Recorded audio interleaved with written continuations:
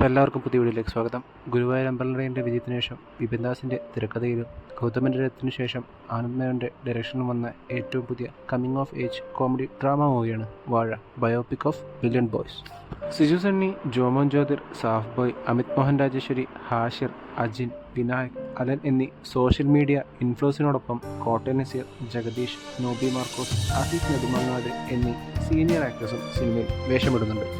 പഠിക്കാൻ അത്ര മിടുക്കാറില്ലാത്ത വീട്ടുകാരുടെ നിർബന്ധത്തിന് വഴങ്ങി ജീവിക്കുന്ന ഒരു കൂട്ടം ചെറുപ്പക്കാരുടെ ജീവിതത്തിലെ കൊച്ചു കൊച്ചു നർമ്മമുഹൂർത്തങ്ങളും അവഗണനയും അതിൽ നിന്നെല്ലാമുള്ള അവരുടെ തിരിച്ചുവരവുകളുമെല്ലാം എല്ലാവർക്കും മനസ്സിലാക്കാൻ സാധിക്കുന്ന രീതിയിൽ വളരെ പാക്ഡായാണ് വിപിൻ ദാസ് സ്ക്രീൻ പ്ലേ ഒരുക്കിയിട്ടുണ്ടായിരുന്നത്.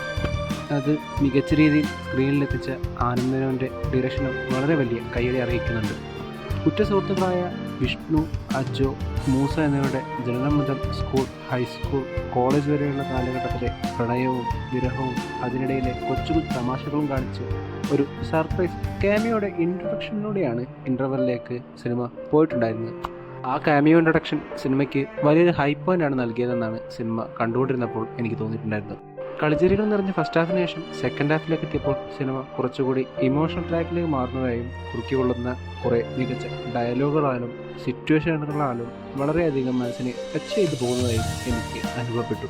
ക്ലൈമാക്സിലേക്ക് എടുക്കുമ്പോൾ ക്യാരക്ടേഴ്സിൻ്റെ സിറ്റുവേഷൻ വീണ്ടും പഴയപടിയാണെന്ന തോന്നലിലും ഒന്ന് പുഞ്ചിരിക്കാനുള്ള വകയും നൽകിയാണ് സിനിമ അവസാനിക്കുന്നുണ്ടായിരുന്നു.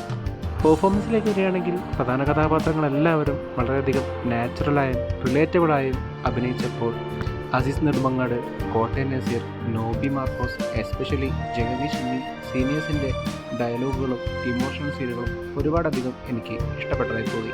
ഇതോടൊപ്പം അരവിന്ദ് പുഷരിയുടെ സിനിമാറ്റോഗ്രാഫിയും സീംലെസ് എഡിറ്റിങ്ങോടുകൂടി കണ്ണൻ മോഹൻ കൂടെ സിനിമയെ സ്റ്റാൻഡ് ഔട്ട് ചെയ്ത് നിർത്തിയപ്പോൾ അങ്കിത് മേനോൻ്റെ സോങ്സുകളും എസ്പെഷ്യലി മകരെന്ന് തുടങ്ങുന്ന സോങ്സ് എനിക്ക് വളരെയധികം ഇഷ്ടപ്പെട്ടതായാണ് തോന്നിയത്. ഇൻ കൺക്ലൂഷൻ, ചെറുപ്പക്കാർക്കും ബോയ്സിനും ഫാമിലിക്കുമെല്ലാം നല്ല രീതിയിൽ എൻജോയ് ചെയ്ത് മനസ്സറിഞ്ഞ് കാണാൻ സാധിക്കുന്ന കിടിലൊരു coming of age drama movie തന്നെയാണ് വാഴ.